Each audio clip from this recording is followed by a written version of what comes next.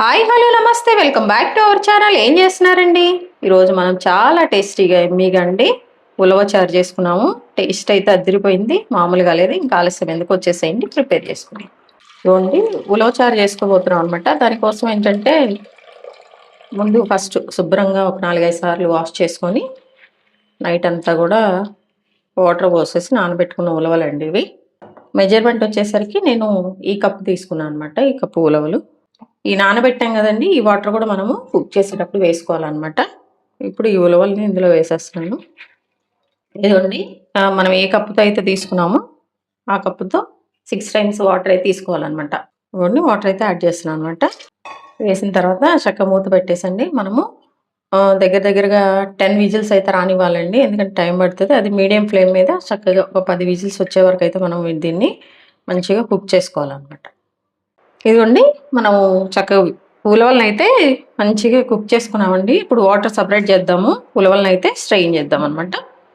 ఇదిగోండి, చక్కగా బాగా కుక్ అయిపోయినాయి మంచిగా. ఇప్పుడు ఇదిగోండి, ఈ వాటర్తోనే మనము ఉలవచారు ప్రిపేర్ చేసుకోబోతున్నాం అనమాట. కలర్ మారింది చూసారా, అంటే బాగా ఇందులో నుంచి రసం అంతా కూడా బాగా దిగిపోయిందండి. ఇదిగోండి, దీన్ని పక్కన పెట్టేస్తున్నాను. ఇదిగోండి, ఇప్పుడు ఈ స్ట్రెయిన్ అయిన ఉలవలను అంటే మనం ఒక కప్పు లేదా 1/4 కప్ అండి ఈ ఉలవలను అయితే తీసుకుని చక్కగా మనం మిక్సీ పట్టేసుకోవాలన్నమాట. ఇదిగోండి ఇట్లా, ఇది పక్కన పెట్టేస్తున్నాను. ఇదిగోండి, గిన్నె పెట్టేసాను. గిన్నె పెట్టి కొంచెం హీట్ అవ్వగానే 1 టేబుల్ స్పూన్ మెంతులు అయితే వేసుకోవాలండి మనము. ఈ మెంతులు అనేవి బాగా ఎర్రగా వేగాలన్నమాట. ఇప్పుడు ఇవి కొంచెం వేగిన తర్వాత జీలకర్ర అండి, ఈ రెండు అయితే బాగా వేగాలి. జీలకర్ర కూడా సేమ్ 1 టేబుల్ స్పూన్ క్వాంటిటీ అండి. అది ఒక 1 టేబుల్ స్పూన్, ఇది ఒక 1 టేబుల్ స్పూన్.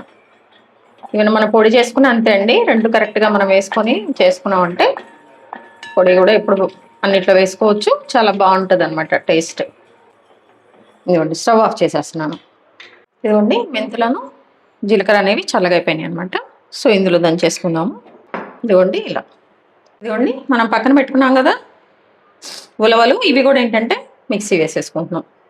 ఇదిగోండి, ఇలా కొంచెం వాటర్ వేసి అయితే నేను పేస్ట్ లాగా పట్టేసుకున్నానండి. చూసారు కదా, దీన్ని కూడా నేను పక్కన పెట్టేస్తున్నాను. ఇదిగోండి, ప్రాసెస్లోకి వెళ్దాము. గిన్నె పెట్టేశాను, స్టవ్ ఆన్ చేసి గిన్నె పెట్టేసి ఒక 3 టేబుల్ స్పూన్స్ ఆయిల్ అయితే వేసుకుంటున్నానండి. ఆయిల్ కొంచెం హీట్ అవ్వగానే ఆవాలు వేస్తున్నాను అండి. ఆవాలు కొంచెం చిటపట్లు ఆడుతుండగానే మనము ఇదిగోండి 2 ఎండుమిర్చి అయితే మనం తుంచుకొని వేసుకోవాలన్నమాట. అలాగే ఒక 5 నుంచి 6 వరకు ఎల్లిపాయలు అయితే అండి పొట్టు తీసేసి ఇలా చిన్న చిన్న పీసెస్గా కట్ చేశాను అనమాట. ఇవి కూడా వేసేస్తున్నాను. చక్కగా ఇవి వేగుతుండగానే కొంచెం కరివేపాకు వేసాకండి. ఇది ఆప్షనల్, ఇంగు ఉంటే వేసుకోండి, లేకపోతే లేదు. ఇంగు వేస్తే పులుసులకైనా చారులకైనా దేనికైనా చాలా బాగుంటుంది అనమాట. కొంచెం ఇంగు అయితే వేసేసుకోండి, అలవాటు ఉన్న వాళ్ళు అయితే వేసుకోండి, కొంతమంది అయితే తినరు అనమాట. ఇవి వేగుతుండగానే మనం ఏంటంటే మీడియం సైజు 2 చిన్న ఆనియన్స్ అండి ఇలా పీసెస్గా కట్ చేసుకున్నా, ఇవి కూడా వేసాం. ఇవి వేగుతుండగానే పచ్చిమిర్చి 2 అండి, ఇవి బాగా వేగాలన్నమాట. అప్పుడే మంచి టేస్ట్ వస్తుందండి. ఇదైతే బాగా వేగాలండి. ఇదిగోండి, చక్కగా వెల్లిపాయ ఇవన్నీ వేగినాయండి. ఇప్పుడు ఏంటంటే నిమ్మకాయ సైజ్ అంత చింతపండు అయితే నేను వాటర్లో నానబెట్టేసి ఉంచండి. మీరు లేదా గుజ్జు అయినా వేసుకోవచ్చు అనమాట. ఇప్పుడు దీన్ని అయితే మనం యాడ్ చేసేయాలి. ఇది బాగా మరగాలండి, చింతపండు గుజ్జు అనేది, ఈ చింతపండు వాటర్ అనేది బాగా మరగాలన్నమాట. అప్పుడే మంచి టేస్ట్ వస్తుంది. సో దీన్ని ఇలా మనం కాసేపు వదిలేద్దాం, కలుపుకుంటూ దీన్ని అయితే మరిగిచ్చేస్తామండి. అదే మీరు గుజ్జు వేసారంటే దగ్గరగా పేస్ట్లా ఉంటుందండి, ఏదైనా ఒకటే. ఇదిగోండి, పులుసు అనేది బాగా మరిగింది చూసారు కదా, ఆయిల్ అంతా కూడా వదిలేస్తుందండి, దగ్గరకు వచ్చింది.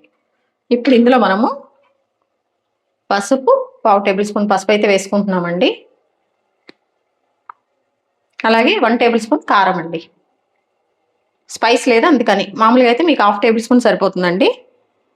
దీన్ని మంచిగా మనము కలుపుకుంటూ అయితే కుక్ చేసుకోవాలి. ఇదేంటంటే అండి కొంచెం ఉలవచారు అనేది ప్రాసెస్ ఎక్కువ లెంతీగా అనిపిస్తుంది కానీ బట్ టేస్ట్ అయితే చాలా బాగుంటుందండి.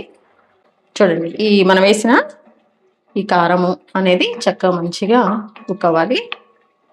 ఇలా కలుపుకుంటూ ఒక 2 మినిట్స్ అనమాట. ఇందులోనే మన రుచికి సరిపడినంత సాల్ట్ అయితే మనం వేసుకోవాలండి. ఉప్పు మనకి ఎంత కావాలో అంత. పులుపు వేస్తున్నాం కాబట్టి కొంచెం పడుతుందండి. సరిపోతే మళ్ళీ తర్వాత మనం యాడ్ చేసుకోవాలి. ఇదిగోండి ఒక 2 మినిట్స్ తర్వాత మనము ఉలవచారు అనేది చక్కగా ఒక గిన్నెలో అయితే పెట్టుకున్నాం కదా, చక్కగా ఉలవల్ని స్ట్రెయిన్ చేసిన వాటర్ అయితే యాడ్ చేసుకోవాలన్నమాట. అలాగే ఇందులోనే మనము పేస్ట్ చేసి పెట్టుకున్నాం కదా కొన్ని ఉలవల్ని, దాన్ని కూడా మనం వేసేసుకోవాలండి. ఈ పేస్ట్ కూడా మనం ఇందులో అయితే వేసేసుకోవాలన్నమాట. ఎందుకంటే మన ఉలవచారు అనేది కొంచెం చిక్కగా వస్తుంది, బాగుంటుందండి. పేస్ట్ వేసాం కదండి, ఒకసారి అయితే కలుపుకుందాము. ఇదిగోండి ఇప్పుడు ఇందులో మనము మెంతులను జీలకర్ర వేయించి పొడి చేసుకున్నాం కదా, ఇదైతే కొంచెం వేసుకోవాలి. హాఫ్ వేసుకుని హాఫ్ అయితే మనం పక్కన పెట్టేసుకోవాలండి. ఇదైతే పక్కన పెట్టేస్తున్నాను. ఇదిగోండి ఇందులోనే కొంచెం బెల్లం పౌడర్ అండి, ఒక 1/2 టేబుల్ స్పూన్ 1 టేబుల్ స్పూన్ వేస్తున్నాను అనమాట. ఎందుకంటే మనం ఎప్పుడైనా పులుసులు ఇలా పులుపుతో చేసుకునేటప్పుడు అండి కొంచెం బెల్లం వేసుకుంటే అన్నీ కూడా బ్యాలెన్స్ అవుతాయి అనమాట. దానికోసమని ఇది ఆప్షనల్. ఒకవేళ ఇంట్రెస్ట్ ఉంటే వేసుకోండి, లేకపోతే స్కిప్ చేసేయండి. కొంతమందికి అస్సలు నచ్చదు అనమాట, అలాంటి వాళ్ళు అయితే స్కిప్ చేసేయండి. ఇప్పుడు దీన్ని మనం దగ్గరగా ఒక 15 మినిట్స్ అయితే మరిగించాలండి. అప్పుడే మన ఉలవచారు టేస్ట్ వస్తుంది, మనకి కరెక్ట్ స్ట్రక్చర్ కూడా వస్తుంది అనమాట. చూడండి మంచిగా మరిగిపోతుంది కదండి. కొంచెం ఈ ఉలవచారు అనేది దగ్గరగా రావాలన్నమాట అండి. ఒకసారి టేస్ట్ చూసుకోండి, ఉప్పు కారం పులుపు అన్నీ సరిపోయినాయా లేదా అనేది. ఏదైనా తక్కువైతే మీరు యాడ్ చేసేసుకోండి. ఇప్పుడు ఇదిగోండి ఈ మిగిలిపోయిన ఈ పౌడర్ కూడా వేసేస్తున్నాను. ఇదిగోండి చక్కగా దగ్గరగా వచ్చేసింది మన ఉలవచారు అయితే. సో ఇలా దగ్గరకు వచ్చినప్పుడు అండి మేము ఈ ఎల్లిపాయలు ఉల్లిపాయలు ఇవన్నీ ఇలా తింటాము, మాకు ఇబ్బంది లేదనుకుంటే కనుక మీరు ఇంకా పోపు పెట్టేసుకొని చక్కగా వేడివేడి అన్నంలో తినేసేయచ్చండి. కొంచెం మనకి బయట టేస్ట్ రావాలంటే కనుక దీన్ని మనము వడకట్టుకోవాలండి, స్ట్రెయిన్ చేసుకొని దానికి పోపు పెట్టేసుకొని తినేసేయాలన్నమాట, అంతే. బాగుంటుంది. ఇలా అయినా తినొచ్చండి, ఇదంతా ఆప్షనల్, మీ ఇష్టం. నేనైతేనండి చక్కగా దీన్ని వడకట్టేస్తున్నాను, వడకట్టి పోపు పెట్టేస్తాను అనమాట. ఇదిగోండి మీ దగ్గర పెద్ద స్ట్రెయినర్ ఉంటే దాంతో వడకట్టుకోండి. నేనైతే ఇలా మనం పెట్టిన ఉలవచారు అంతా కూడా అండి మంచిగా స్ట్రెయిన్ చేసుకుందాం స్ట్రెయినర్తో. ఇలా దీన్ని తీసేయాలండి ఇట్లా. ఇదిగోండి మనము వడకట్టుకున్న ఉలవచారు అనమాట, చూసారు కదా చిక్కగా చాలా బాగుందండి ఇది. ఇప్పుడు దీనికి మనం పోపు పెట్టేద్దాము. ఇదిగోండి ఇప్పుడు దానికి పోపు పెట్టేసుకుందాం మన ఉలవచారుకి. ఇదిగోండి చూసారు కదా, ఇప్పుడు ఈ ఆయిల్ కొంచెం వేడవగానే మనము ఆవాలు అయితే 1 టేబుల్ స్పూన్ వేసుకుంటున్నామండి. అలాగే ఎండుమిర్చి ఒక 2, అలాగే కరివేపాకు అండి. ఈ తాలింపు అనేది కొంచెం మంచిగా వేగాలి, అప్పుడే టేస్ట్ బాగుంటుందండి. ఉలవచారండి మంచి టేస్ట్ రావాలంటే కొంచెం మన ఇంట్లో మీగడ ఉంటుంది కదా, ఆ మీగడని అయితే మీరు యాడ్ చేసుకోండి. లేదంటే కనుక బయట సూపర్ మార్కెట్లో ఫ్రెష్ క్రీమ్ దొరుకుతుంది కదా, ఆ ఫ్రెష్ క్రీమ్ తెచ్చేసుకొని వేసేసుకోండి. టేస్ట్ అయితే చాలా బాగుంటుంది. లేదంటే మీరు తాలింపు అనేది గీతో పెట్టేసుకోండి. చూడండి ఫ్రెష్ క్రీమ్ వేసేసుకొని మంచిగా టేస్ట్ అనేది మంచిగా యాడ్ అవుతుందండి.